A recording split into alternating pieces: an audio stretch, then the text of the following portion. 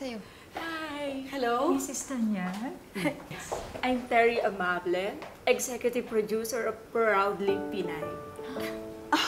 I know your show. You always feature successful and inspirational Filipinas. And powerful Filipinas din po. Anyway, Mrs. Tanyag, I'm here personally to invite you to be a guest sa aming show. And this coming Saturday na po ang taping niya.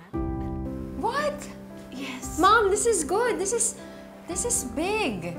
Napanood ko yung interview nyo sa digital channel nyo. Mom, in-interview nila yung president ng Kusi Chain of Hotels, si Casey Kusi. Correct. Tsaka yung Filipino journalist na si Libay Palomado. Well, I'm glad you decided to invite me because I am the president and CEO of Apex Medical Hospital, the Philippines' best hospital. But I'm afraid I will have to decline your offer because we have a previous family engagement. Wag, Moira. Sayang naman ang pagkakataon. Diba nga we agreed that family should take first place? Yes, but... pwede naman tayo magbakasyon some other time. By doing this interview, we can already start making newer and happier memories. All right, then I'll agree to it in one condition. Sasama kayong dalawa at manunood kayo sa interview ko. Okay, sige.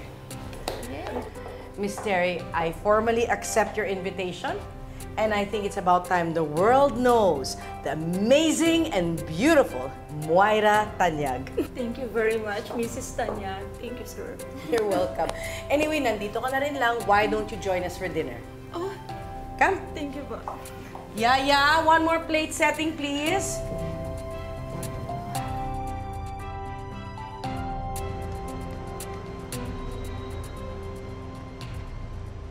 Si Annalyn, kumusta na? Malungkot pa rin eh. Pero kinausap naman namin siya ni Chiang Susan kagabi. Naku, kapag ka nakita ko yung mag-inang yon, gugulpihin ko talaga yon. Naniwala ka? Chiang. Ikaw, Lynette. Apektado ka ba sa pagdating ni RJ sa Pilipinas?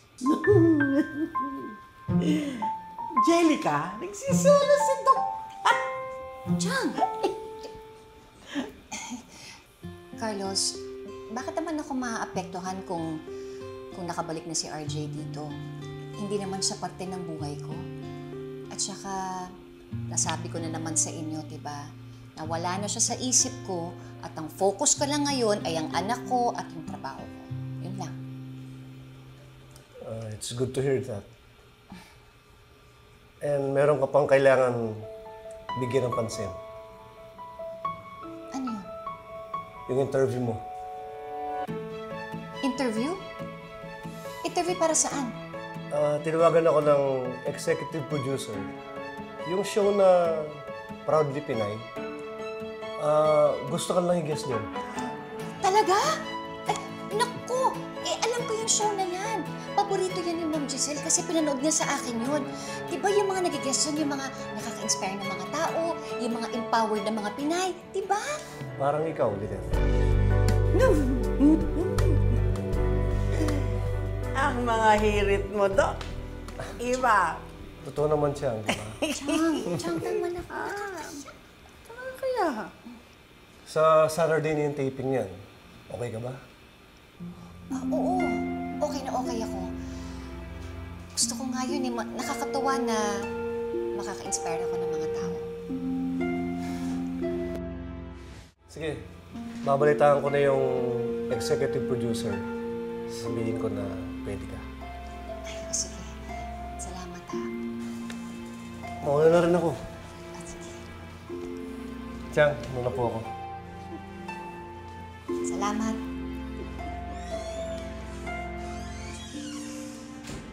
ano yun? Ganun na lang yun? Bye, sige. Balitaan ko, Wala bang kiss? Chang! Naman, nakakahiya naman. Kanina pa kayo. Ang kulit-kulit niyo, Chang eh. Eh, kasi naman, syalang-syala ka na ngayon. May pa-interview ka pa. Oh my God! Sama ko. Ay, oo naman, Chang. Siyempre. Ako alalay mo. talagang talbog mo na si Moira, no? Tiyak na for the galit na naman ng person kapag nalaman niyang may pa-interview ka at siya nga. Ako, Chang, sana nga po mapanood ito ni Moira. Para sa ganon, makita niya na yung babaeng nilalait niya dati, makaka-inspire na po ng mga tao. Tamang-tama. Nakauwi na si RJ. Mapapanood niya yung interview mo. Teka, alam na ba ni Ma'am Giselle na nandito na si RJ? Hindi pa po. Tawagan ko po. Dapat.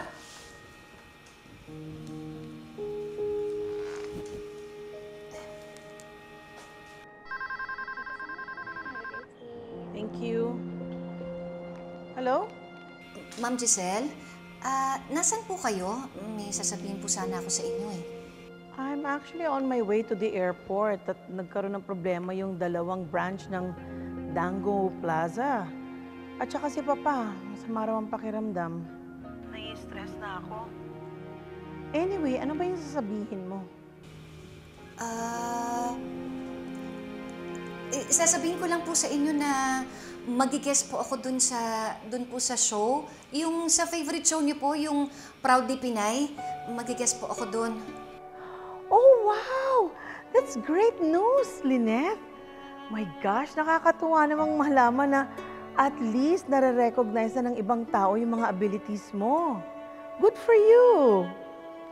Salamat po, pero sana kasama ko kayo dun sa interview. For what? Backup? Support? Guidance? Come on, Lynette. You can do that on your own. Kayang-kaya mo yan. Just always remember that you are amazing, empowered, and strong. Tatandaan ko po yan, ma'am. Siguraduhin mo na hindi ka rin makakalimutan ng lahat ng makakapanood sa'yo. Okay?